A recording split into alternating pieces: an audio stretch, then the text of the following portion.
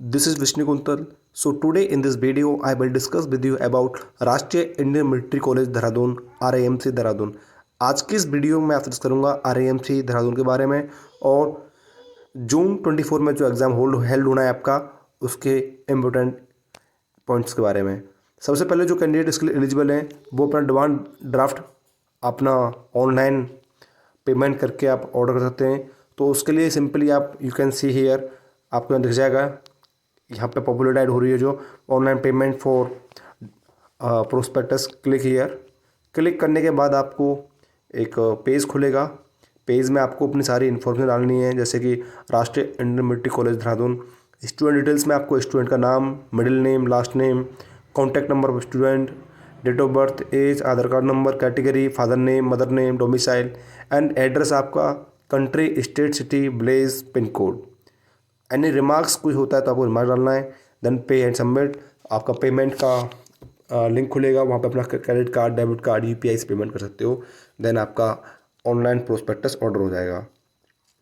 इसके बाद बात करते हैं कि कौन कौन से कैंडिडेट इसके लिए एलिजिबल है, क्या एज का क्राइटेरिया है, कौन कौन एग्जाम दे सकता है। तो let me tell you, class 8th में एडमिशन होता है इन स्कूल्स में। RIMC में ओनली क्लास 8th में एडमिशन होता है। जो कैंडिडेट क्लास 7th पास कर लियो या 7th पढ़ रहे हो वही अप्लाई कर सकते हैं। टोटली आपको क्लास 7th का पासिंग सर्टिफिकेट चाहिए होता है। तो इसमें बोथ बॉयज़ एंड गर्ल्स दोनों अप्लाई कर सकते हैं। सो मोर डिटेल्स के लिए हम पढ़ते हैं इसके बारे में। सबसे पहले आपको RIMC की वेबसाइट खोल के आपको ये लिंक मिल जाएगी। Now scroll down. नाउ आप यहाँ देख सकते हो कि notification for RIMC entrance examination June 24, जो आपका जून में एग्ज़ाम होना है उसके लिए नोटिफिकेशन। आपका नोटिफिकेशन है 20 फरवरी को आया था। Now click here, download. आपका नोटिफिकेशन डाउनलोड हो गया है। अब हम बात करते हैं कि इसके मेन पॉइंट के बारे में डिस्कस करेंगे, ज़्यादा टाइम लेंगे नहीं हम आपका। तो qualifying examination admission of student for Rashtriya Indian military college Dehradun जैन 25 टर्म। जो स्टूडेंट एग्ज़ाम देंगे आपका जून 24 में एग्ज़ाम देंगे एंड उनका सेशन स्टार्ट होगा जैन 25 में। आफ्टर 6 मंथ वो स्कूल ज्वाइन कर लेंगे। तो ये exam both boys and girls they सकते हैं, पहला पॉइंट जो कहता है आपका। और आपका जो होगा एग्ज़ाम जो हेल्ड होगा 1 जून the term specified centres with the country. आपका एग्ज़ाम होगा 1 जून 2024 को होगा, सैटरडे है उस दिन। तो both boys and girls both can apply. और आपका 1 जून को आपका एग्ज़ाम होगा। एग्ज़ाम में जो सब्जेक्ट रहेंगे वो आपके रहेंगे, इंग्लिश रहेगी, रिटन पेपर रहेगा, आपको रिटन में करना है, नो MCQ। यहाँ पे MCQ नहीं, आपको रिटन में करना है। ये 125 मार्क्स का रहेगा। मैथमेटिक्स का रिटन पेपर रहेगा सेम, जनरल नॉलेज का रहेगा रिटन पेपर आपका 75 मार्क्स का। वाइवा रहेगा आपका 50 मार्क्स का। टोटल हुआ आपका 450। आपकी जो मेरिट बनेगी 450 बनेगी। तो मेन आपका 125 का आपका हो गया इंग्लिश, 200 का हो गया मैथमेटिक्स एंड 75 का हो गया आपका जनरल नॉलेज। ये होते हैं आपके 400 का होगा आपका रिटन एग्जाम। और 50 मार्क्स जो स्टूडेंट क्वालिफाई करेंगे रिटन एग्जाम में हो जाएंगे इंटरव्यू के लिए, वाइवा वॉक के लिए, वो होगा 50 मार्क्स का। एलिजिबिलिटी क्या है इसकी बात करते हैं। तो जो स्टूडेंट 7th पास कर ली हो या पास 7th में हो वो अप्लाई कर सकते हैं RIMC के लिए। और उनका मेन क्लास 7th का जो सर्टिफिकेट चाहिए उनको 1 जैन 2025 से पहले चाहिए। यानी कि 31 दिसंबर को आप यदि किसी स्कूल से पास आउट हो रहे हो 7th क्लास में, तो देन आप इसके लिए एलिजिबल हो। एज क्या क्या चाहिए इसके लिए, तो both boys and girls are applicable for this. आपकी जो एज चाहिए 11.5 साल से लेकर 13 साल के बीच में होनी चाहिए 1 जैन 2025 को।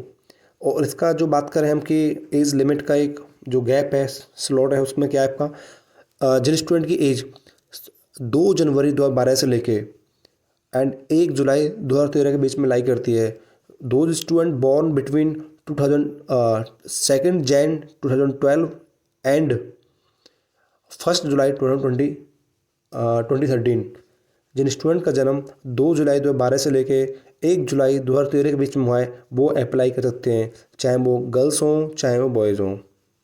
Schedule of examination I already told you, 9:30 से लेके 11 बजे तक आपका मैथमेटिक्स का एग्ज़ाम होगा। देन 12 बजे से लेकर 1 बजे तक आपका होगा जनरल नॉलेज का। देन इंग्लिश का एग्ज़ाम होगा आपका 2:30 बजे से लेके 16:30 4:30 बजे तक शाम के। ये है आपका टाइम स्लॉट। फिफ्थ पॉइंट में कहता है आपका कौन कौन कैंडिडेट वाइवा वॉक में जाएगा। जो कैंडिडेट आपके रिटन एग्जाम पास करेंगे ओनली वही इसमें जाएंगे और उनको बता दिया जाएगा। और वाइवा वॉक में क्या होगा, आपका इंटेलिजेंस देखा जाएगा, पर्सनालिटी, कम्युनिकेशन स्किल्स आपकी देखी जाएंगी। सेकेंड कहता है सिक्स नंबर पर कहता है कि the ward of central government employ can take their exam viva voce at the place of posting of either employ और डोमिसाइल स्टेट। इसमें पैरा नंबर 6 में कहता है कि जो कैंडिडेट, मान लो सपोज कोई स्टूडेंट है यूपी का लेकिन उसके फादर जॉब करते हैं महाराष्ट्र में, तो वो एग्ज़ाम देगा यूपी के लिए ही, उसकी सीट काउंट होगी यूपी के लिए, लेकिन वो अपना एग्ज़ाम महाराष्ट्र में रह के अपना इंटरव्यू और अपना रिटन एग्ज़ाम महाराष्ट्र में दे सकता है। किसी स्टूडेंट के पेरेंट्स यदि सेंट्रल गवर्नमेंट एम्प्लॉय हैं या किसी स्टेट में एम्प्लॉय हैं या वहाँ रहते हैं तो अपना एग्ज़ाम जो डोमिसाइल है जो स्टेट का उसके लिए ही देंगे, लेकिन आप कहीं से भी ऑल ओवर इंडिया में कहीं से भी एग्ज़ाम दे सकते हैं। नेक्स्ट पैरा नंबर 7 बोलता है कि result will be uploaded on RAMC website. Candidate are responsible for to check the website latest status up to date. RAMC का रिजल्ट है जो RAMC की वेबसाइट पर अपलोड कर दिया जाएगा। इसके लिए RAMC रिस्पॉन्सिबल नहीं रहेगा, कैंडिडेट ही रहेगा। It is mandatory for all the selected candidate to join RAMC within 10 days. ये मैंडेटरी है कि जिस दिन आपका रिजल्ट आ जाएगा, आपका फाइनल रिजल्ट आ जाएगा, आपको उसके 10 दिन के अंदर आपको RAMC को ज्वाइन करना है। Procedure to obtain application form, आपके पास 2 तरीके हैं। एक तो आपका ऑनलाइन पेमेंट करके, जो बता दिया मैंने आपको पहले ही, जिसकी फ़ीस जनरल जो कास्ट से बिलोंग करते हैं, कैटेगरी से बिलोंग करते हैं, उनकी फ़ीस 600 रुपये है। और जो OBC के हैं, SC के हैं या ST के हैं, उनकी फ़ीस है आपकी 555।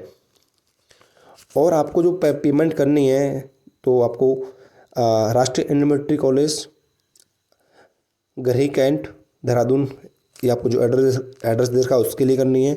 बाई सेंडिंग डिमांड ड्राफ्ट, आपको डिमांड यदि कोई कैंडिडेट ऑनलाइन पेमेंट नहीं कर पा रहा है या ऑनलाइन प्रोस्पेक्ट डिमांड नहीं कर पा रहा है तो वो कैंडिडेट अपना by sending demand draft, bank से डिमांड ड्राफ्ट बनता है और उसमें जिसके लिए बनवा रहे हैं उसकी डिटेल्स मांगी जाती हैं। तो यहाँ पे ऑलरेडी दी हुई है। The commandant RAMC fund, drawee branch HDFC, Ballupur Chowk Dehradun, और बैंक का कोड रखा है। आपको इस बैंक के नाम से 555 का 600 का DD बनवाना है, तो आप इस तरह से भी लिखते हैं। इसके अलावा एक तरीका और है, थर्ड तरीका है, जो जिन कैंडिडेट्स के कोई रिलेटिव है, कोई जानकार देहरादून में रहता है, तो वो जाके भी लेके आ सकते हैं। तो आप अपने रिलेटिव के थ्रू भी आप अपना फॉर्म मांग सकते हो। उसके बाद भी फिर भी आपको वहाँ आपको अमाउंट पे करनी होगी, then you can get the prospectus. Note point क्या कहता है, the application form issued by RAMC only shall be valid. जो RAMC के द्वारा ही फॉर्म इशू किया जाएगा वो वैलिड माना जाएगा। Application forms locally printed, copied, photo copied without RAMC hologram will not be accepted. जो आपका प्रोस्पेक्टस है वो RAMC के द्वारा ही वैलिड माना जाएगा, उस पर RAMC का होलोग्राम रहेगा। यदि उस पर होलोग्राम नहीं होता है, किसी अब लोकल जो वेंडर्स होते हैं उनसे लेते हो तो वो माना नहीं जाएगा। No refund of the application fee will be done under any condition. आपको किसी भी हालत में फ़ीस वापस नहीं की जाएगी RAMC के एप्लीकेशन फॉर्म की। 9th नंबर इम्पोर्टेंट पैरा है, वो क्या बोलता है, application are to be submitted in duplicate mandatory documents which are required to attached with the application form are as under.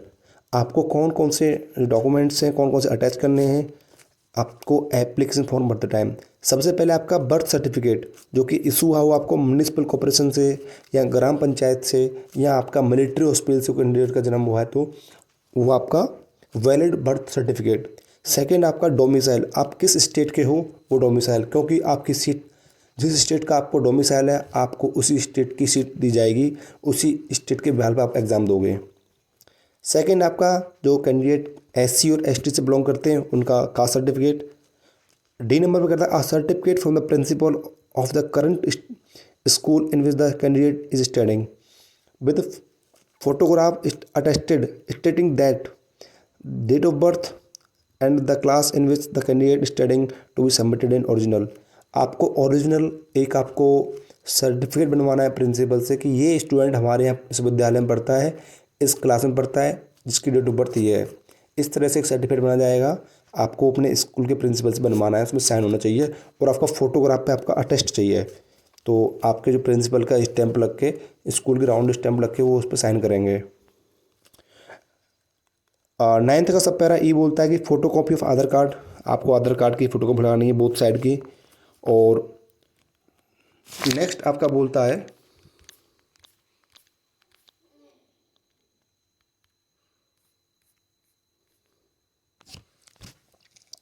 Next para ई हो गया। पैरा एफ बोलता है 2 passport size photographs.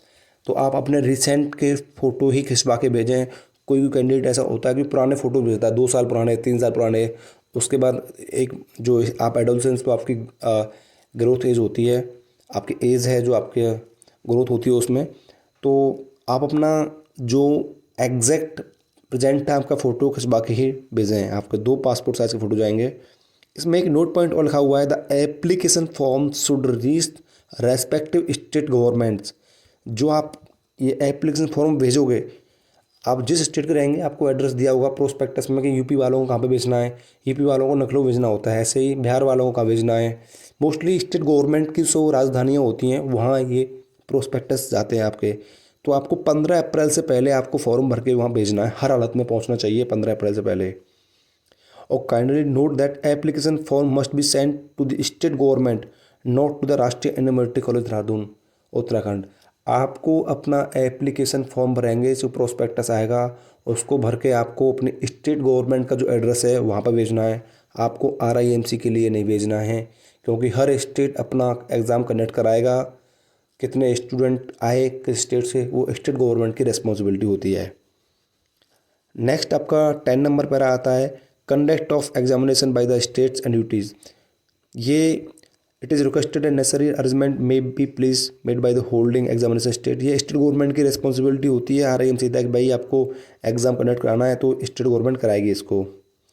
And demand of question paper may be committed to the commandant by RIMC 25 April. Adequate publicity, तो जो 25 अप्रैल तक आप ये क्या करा है इसमें,